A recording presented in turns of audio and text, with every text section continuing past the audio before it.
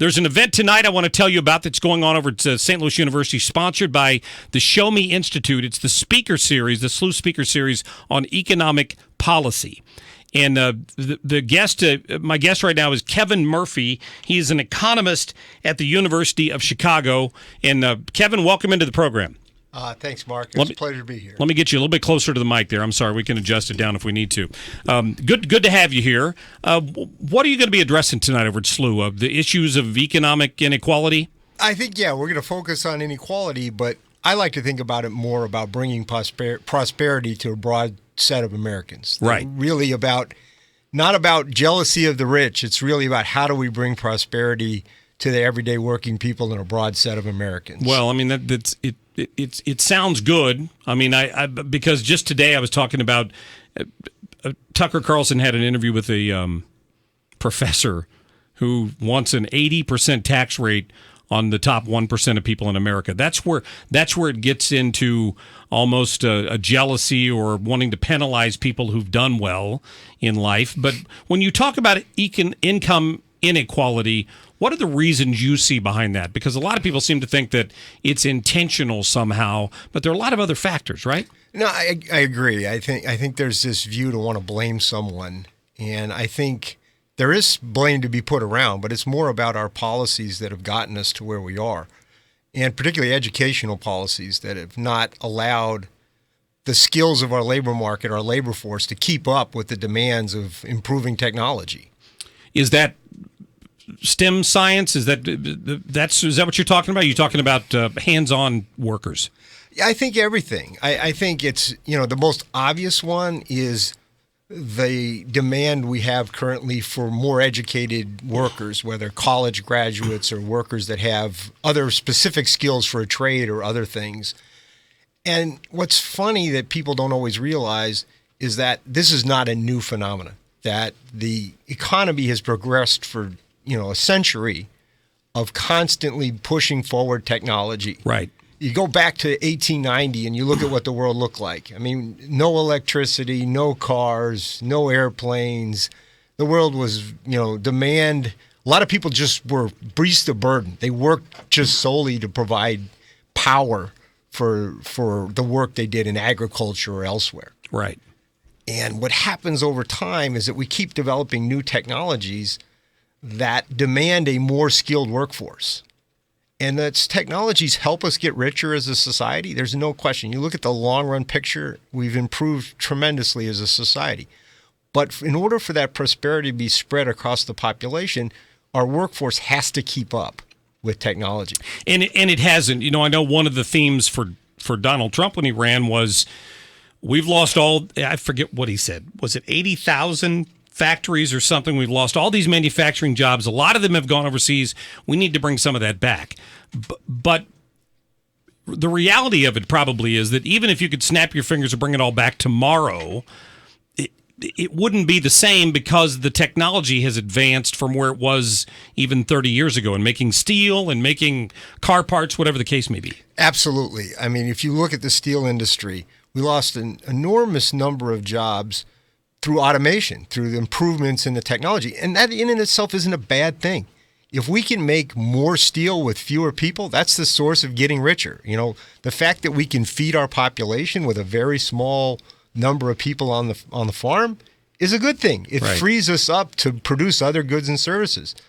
But the problem with that is as you progress and as you develop that technology, the demand is more for more skilled workers and less for less skilled workers. Go back to the turn of the century, the beginning of the 20th century. An enormous number of workers were simply laborers. Those jobs left long ago.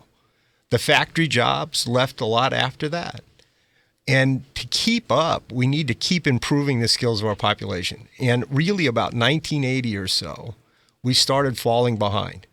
Technology continued to move forward, but our improvements to our labor force, largely because our school systems, primary and secondary, didn't educate enough people to a level that they needed to be successful in that new economy.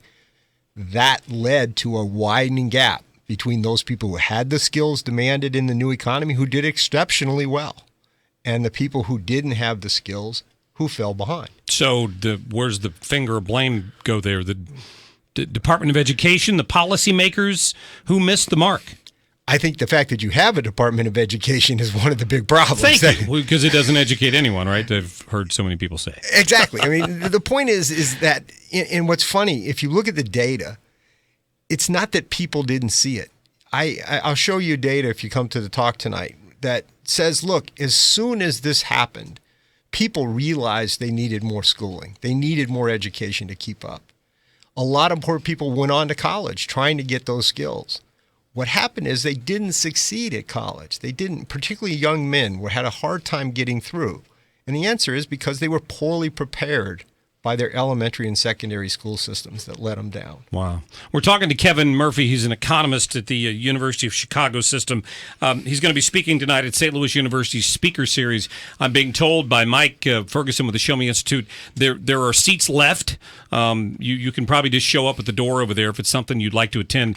The lecture starts at 6 o'clock tonight over at St. Louis University at the John Cook School of Business.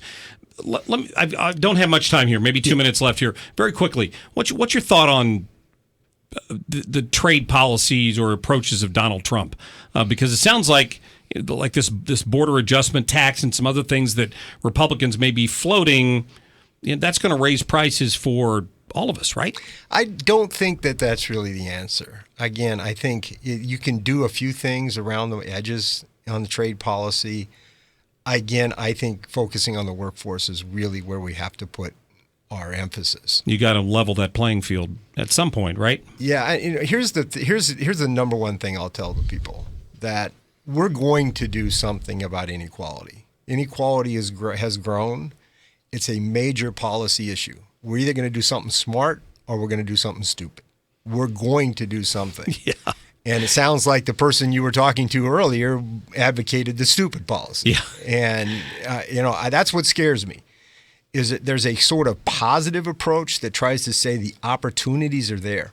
We have an opportunity now where the return on investment, investing in people today, is higher than it's ever been, basically, that we've got a tremendous opportunity before us.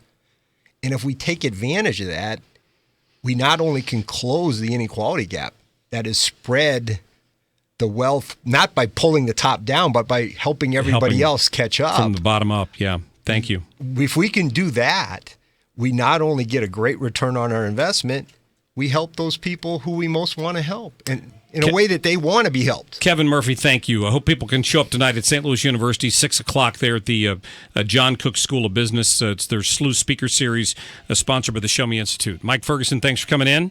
We're going to hear you on the Jamie Allman Show Friday morning, I understand. We're looking forward to that. All right, good.